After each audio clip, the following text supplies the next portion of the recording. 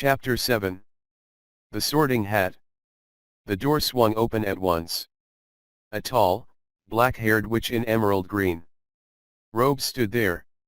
She had a very stern face, and Harry's first thought was that this was not someone to cross the first years. Professor McGonagall, said Hagrid. Thank you, Hagrid. I will take them from here. She pulled the door wide. The entrance hall was so big you could have fit the whole of the Dursleys' house in it. The stone walls were lit with flaming torches like the ones at Gringotts. The ceiling was too high to make out, and a magnificent marble staircase facing them led to the upper floors. They followed Professor McGonagall across the flagged stone floor. Harry could hear the drone of hundreds of voices from a doorway to the right. The rest of the school must already be here, but Professor McGonagall showed the first years into a small, empty chamber off the hall. They crowded in, standing rather closer together than they would usually have done, peering about nervously. Welcome to Hogwarts, said Professor McGonagall. The start of term banquet will begin shortly, but before you take your seats in the Great Hall, you will be sorted into your houses. The sorting is a very important ceremony because, while you are here, your house will be something like your family within Hogwarts. You will have classes with the rest of your house, sleep in your house dormitory, and spend free time in your house common room. The four houses are called Gryffindor, Hufflepuff, Ravenclaw, and Slytherin. Each house has its own noble history, and each has produced outstanding witches and wizards. While you are at Hogwarts, your triumphs will earn your house points, while any rule breaking will lose house points. At the end of the year, the house with the most points is awarded the house cup, a great honor. I hope each of you will be a credit to whichever house becomes yours. The sorting ceremony will take place in a few minutes in front of the rest of the school. I suggest you all smarten yourselves up as much as you can while you are waiting. Her eyes lingered for a moment on Neville's cloak, which was fastened under his left ear, and on Ron's smudged nose. Harry nervously tried to flatten his hair. I shall return when we are ready for you, said Professor McGonagall. Please wait quietly. She left the chamber. Harry swallowed. How exactly do they sort us into houses? He asked Ron. Some sort of test, I think. Fred said it hurts a lot, but I think he was joking. Harry's heart gave a horrible jolt. A test? In front of the whole school? But he didn't know any magic yet. What on earth would he have to do? He hadn't expected something like this the moment they arrived. He looked around anxiously and saw that everyone else looked terrified, too. No one was talking much except Hermione Granger, who was whispering very fast about all the spells she'd learned and wondering which one she'd need. Harry tried hard not to listen to her. He'd never been more nervous, never, not even when he'd had to take a school report home to the Dursleys saying that he'd somehow turned his teacher's wig blue. He kept his eyes fixed on the door. Any second now, Professor McGonagall would come back and lead him to his doom. Then something happened that made him jump about a foot in the air. Several people behind him screamed. What the? He gasped. So did the people around him. About 20 ghosts had just streamed through the back wall. Pearly white and slightly transparent, they glided across the room talking to one another and hardly glancing at the first years. They seemed to be arguing. What looked like a fat little monk was saying, "Forgive and forget, I say, we ought to give him a second chance. My dear friar, haven't we given Peeves all the chances he deserves? He gives us all a bad name, and you know, he's not really even a ghost, I say." What are you all doing here? A ghost wearing a ruff and tights had suddenly noticed the first years. Nobody answered. New students, said the fat friar, smiling around at them. About to be sorted, I suppose. A few people nodded mutely. Hope to see you in Hufflepuff, said the friar. My old house, you. No. Move along now, said a sharp voice. The sorting ceremony's about to start. Professor McGonagall had returned. One by one, the ghosts floated away. Through the opposite wall. Now, form a line, Professor McGonagall told the first years, and follow me. Feeling oddly as though his legs had turned to lead, Harry got into line. Behind a boy with sandy hair, with Ron behind him, and they walked out of the chamber, back across the hall, and through a pair of double doors into the Great Hall. Harry had never even imagined such a strange and splendid place. It was lit by thousands and thousands of candles that were floating in midair over 4 long tables, where the rest of the students were sitting. These tables were laid with glittering golden plates and goblets. At the top of the hall was another long table where the teachers were sitting. Professor McGonagall led the first years up here, so that they came to a halt in a line facing the other students, with the teachers behind them. The hundreds of faces staring at them looked like pale lanterns in the flickering candlelight. Dotted here and there among the students, the ghosts shone misty silver. Mainly to avoid all the staring eyes, Harry looked upward and saw a velvety black ceiling dotted with stars. He heard Hermione whisper, "It's bewitched to look like the sky outside. I read about it in Hogwarts, a history." It was hard to believe there was a ceiling there at all, and that the great hall didn't simply open onto the heavens. Harry quickly looked down again as Professor McGonagall silently placed a 4-legged stool in front of the first years. On top of the stool she put a pointed wizard's hat. This hat was patched and frayed and extremely dirty. Aunt Petunia wouldn't have let it in the house. Maybe they had to try and get a rabbit out of it, Harry thought wildly. That seemed the sort of thing. Noticing that everyone in the hall was now staring at the hat, he stared at it, too. For a few seconds, there was complete silence. Then the hat twitched. A rip near the brim opened wide like a mouth and the hat began to sing. "Oh, you may not think I'm pretty. But don't judge on what you see. I'll eat myself if you can find a smarter hat than me. You can keep your bowlers black, your top hat sleek and tall. For I'm the Hogwarts sorting hat. And I can cap them all. There's nothing hidden in your head. The sorting hat can't see.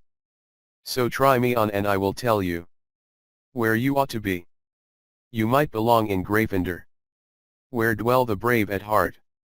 Their daring, nerve, and chivalry set Gryffindors apart. You might belong in Hufflepuff, where they are just and loyal. Those patient Hufflepuffs are true and unafraid of toil. Or yet in wise old Ravenclaw, if you've a ready mind, where those of wit and learning will always find their kind.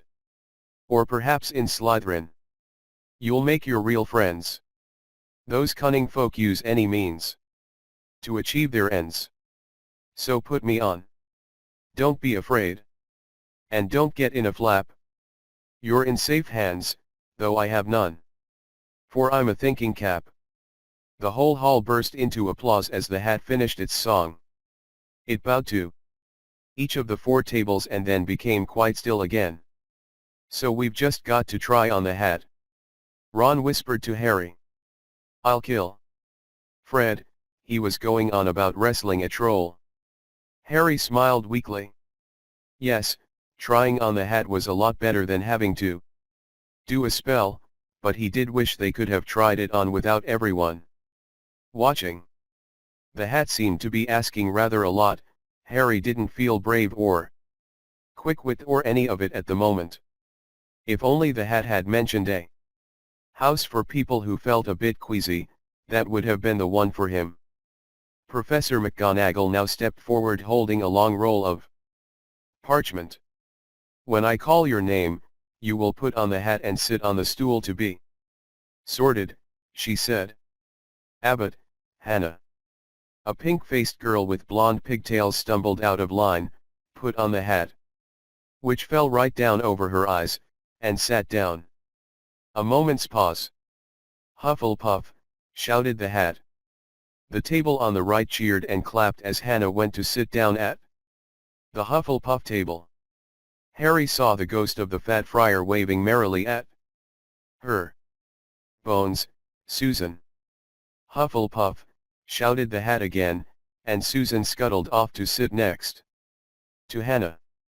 Boot, Terry. Ravenclaw. The table second from the left clapped this time. Several Ravenclaws stood up to shake hands with Terry as he joined them. Brocklehurst, Mandy went to Ravenclaw too, but Brown, Lavender, became the first new Gryffindor, and the table on the far left exploded with cheers. Harry could see Ron's twin brothers catcalling. Bulstrode, Millicent then became a Slytherin. Perhaps it was Harry's imagination, after all he'd heard about Slytherin, but he thought they looked like an unpleasant lot. He was starting to feel definitely sick now. He remembered being picked for teams during gym at his old school. He had always been last to be chosen. Not because he was no good, but because no one wanted Dudley to think they liked him. Finch Fletchley, Justin. Hufflepuff. Sometimes, Harry noticed, the hat shouted out the house at once, but at others it took a little while to decide. Finnegan, Seamus, the sandy-haired boy next to Harry in the line, sat on the stool for almost a whole minute before the hat declared him a Gryffindor. Granger, Hermione. Hermione almost ran to the stool and jammed the hat eagerly on her head. Gryffindor, shouted the hat. Ron groaned. A horrible thought struck Harry, as horrible thoughts always do when you're very nervous. What if he wasn't chosen at all? What if he just sat there with the hat over his eyes for ages, until Professor McGonagall jerked it off his head and said there had obviously been a mistake and he'd better get back on the train? When Neville Longbottom, the boy who kept losing his toad, was called, he fell over on his way to the stool. The hat took a long time to decide with Neville. When it finally shouted, Gryffindor, Neville ran off still wearing it, and had to jog back amid gales of laughter to give it to McDougal, Morag. Malfoy swaggered forward when his name was called and got his wish at once. The hat had barely touched his head when it screamed, Slytherin. Malfoy went to join his friends Crabbe and Goyle, looking pleased with himself. There weren't many people left now. Moon. Not. Parkinson. Then a pair of twin girls, Podle. And Podle. Then Perks, Sally Ann. And then, at last, Potter, Harry. As Harry stepped forward, whispers suddenly broke out like little hissing fires all over the hall. Potter, did she say? The Harry Potter. The last thing Harry saw before the hat dropped over his eyes was the hall, full of people craning to get a good look at him. Next second he was looking at the black inside of the hat. He waited. Said a small voice in his ear. Difficult. Very difficult. Plenty of courage, I see. Not a bad mind either. There's talent, oh my goodness, yes. And a nice thirst to prove yourself, now that's interesting. So where shall I put you? Harry gripped the edges of the stool and thought, not Slytherin, not Slytherin. Not Slytherin, said the small voice. Are you sure? You could be. Great, you know, it's all here in your head, and Slytherin will help you on the way to greatness, no doubt about that, no? Well, if you're sure, better be. Gryffindor. Harry heard the hat shout the last word to the whole hall. He took off the hat and walked shakily toward the Gryffindor table. He was so relieved to have been chosen and not put in Slytherin, he hardly noticed that he was getting the loudest cheer yet. Percy the prefect got up and shook his hand vigorously, while the Weasley twins yelled, "We got Potter! We got Potter!" Harry sat down opposite the ghost in the ruff he'd seen earlier. The ghost patted his arm, giving Harry the sudden, horrible feeling he'd just plunged it into a bucket of ice-cold water. He could see the high table properly now. At the end nearest him sat Hagrid, who caught his eye and gave him the thumbs up. Harry grinned back. And there, in the center of the high table, in a large gold chair, sat Albus Dumbledore. Harry recognized him at once from the card he'd gotten out of the chocolate frog on the train. Dumbledore's silver hair was the only thing in the whole hall that shone as brightly as the ghost's. Harry spotted Professor Quirrell, too, the nervous young man from the Leaky Cauldron. He was looking very peculiar in a large purple turban. And now there were only 4 people left to be sorted. Thomas, Dean, a black boy even taller than Ron, joined Harry at the Gryffindor table. Turpin, Lisa, became a Ravenclaw, and then it was Ron's turn. He was pale green by now. Harry crossed his fingers under the table, and a second later the hat had shouted, "Gryffindor!" Harry clapped loudly with the rest as Ron collapsed into the chair next to him. "Well done, Ron, excellent," said Percy Weasley pompously across Harry. "As Zabini, Blaze, was made a Slytherin." Professor McGonagall rolled up her scroll and took the sorting hat away. Harry looked down at his empty gold plate. He had only just realized how hungry he was. The pumpkin pasties seemed ages ago. Albus Dumbledore had gotten to his feet. He was beaming at the students. His arms opened wide, as if nothing could have pleased him more than to see them all there. "Welcome," he said.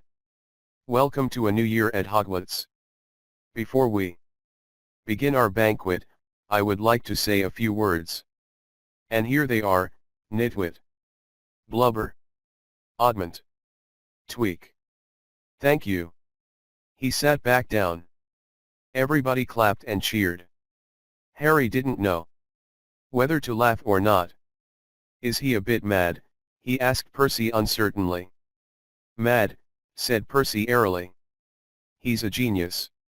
Best wizard in the world. But he is a bit mad, yes." "Potatoes, Harry." Harry's mouth fell open. The dishes in front of him were now piled with food.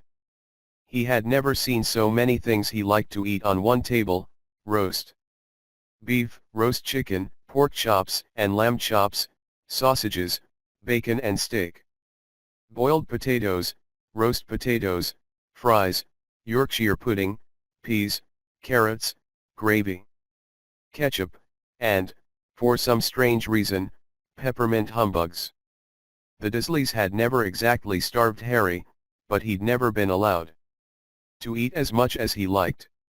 Dudley had always taken anything that Harry really wanted, even if it made him sick. Harry piled his plate with a bit of everything except the peppermints and began to eat. It was all delicious. "That does look good," said the ghost in the ruff sadly, watching Harry cut up his steak. "Can't you?" "I haven't eaten for nearly 500 years, said the ghost. "I don't need to, of course, but one does miss it." "I don't think I've introduced myself." "Sir Nicholas de Mimsy Porpington at your service. Resident ghost of Gryffindor Tower. I know who you are, said Ron suddenly. My brothers told me about you. You're nearly headless, Nick. I would prefer you to call me Sir Nicholas de Mimsy, the ghost began. Stiffly, but sandy-haired Seamus Finnegan interrupted. Nearly headless? How can you be nearly headless? Sir Nicholas looked extremely miffed, as if their little chat wasn't going at all the way he wanted. Like this, he said irritably. He seized his left ear and pulled. His whole head swung off his neck and fell onto his shoulder as if it was on a hinge. Someone had obviously tried to behead him, but not done it properly. Looking pleased at the stunned looks on their faces, nearly headless Nick flipped his head back onto his neck, coughed, and said, "So new Gryffindors. I hope you're going to help us win the house championship this year. Gryffindors have never gone so long without winning. Slytherins have got the cup 6 years in a row. The Bloody Baron's becoming almost unbearable. He's the Slytherin ghost."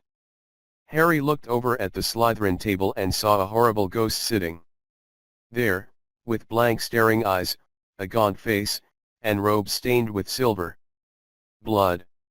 He was right next to Malfoy, who, Harry was pleased to see, didn't look too pleased with the seating arrangements.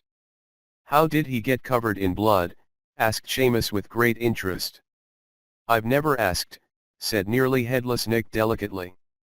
When everyone had eaten as much as they could, the remains of the food faded from the plates, leaving them sparkling clean as before. A moment later, the desserts appeared. Blocks of ice cream in every flavor you could think of. Apple pies, treacle tarts, chocolate eclairs and jam donuts, trifle, strawberries, jello, rice pudding. As Harry helped himself to a treacle tart, the talk turned to their families. "I'm half and half," said Seamus. "Me dad's a muggle. Mum didn't tell him she was a witch till after they were married. Bit of a nasty shock for him." The others laughed. "What about you, Neville?" said Ron. "Well, my gran brought me up and she's a witch," said Neville, "but the family thought I was all muggle for ages. My great-uncle Algie kept trying to catch me off my guard and force some magic out of me. He pushed me off the end of Blackpool Pier once. I nearly drowned, but nothing happened until I was 8.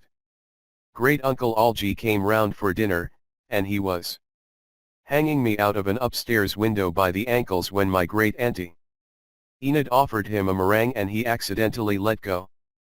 But I bounced all the way down the garden and into the road. They were all really pleased.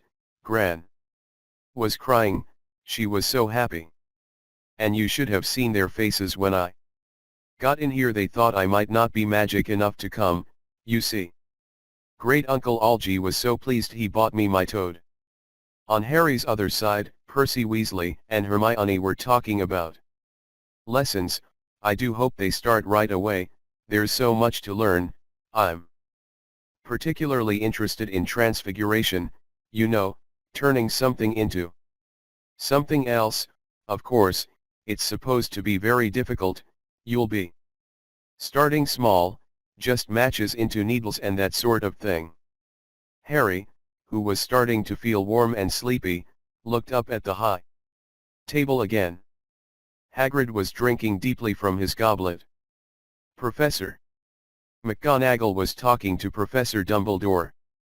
Professor Quirrell, in his absurd turban, was talking to a teacher with greasy black hair, a hooked nose, and sallow skin. It happened very suddenly." The hook-nosed teacher looked past Quirrell's turban straight into Harry's eyes, and a sharp, hot pain shot across the scar on Harry's forehead. "Ouch!" Harry clapped a hand to his head. "What is it?" asked Percy. "And nothing." The pain had gone as quickly as it had come. Harder to shake off was the feeling Harry had gotten from the teacher's look, a feeling that he didn't like Harry at all. "Who's that teacher talking to Professor Quirrell?" he asked Percy. "Oh, you know Quirrell already, do you? No wonder he's looking so nervous. That's Professor Snape. He teaches potions, but he doesn't want to. Everyone knows he's after Quirrell's job. Knows an awful lot about the dark arts, Snape." Harry watched Snape for a while, but Snape didn't look at him again. At last, the desserts too disappeared, and Professor Dumbledore got to his feet again. The hall fell silent. "Ahem, just a few more words now that we are all fed and watered. I have a few start of term notices to give you. First years should note that the forest on the grounds is forbidden to all pupils. And a few of our older students would do well to remember that as well." Dumbledore's twinkling eyes flashed in the direction of the Weasley twins. "I have also been asked by Mr. Filch, the caretaker, to remind you all that no magic should be used between classes in the corridors. Quidditch trials will be held in the second week of the term. Anyone interested in playing for their house teams should contact Madam Hooch.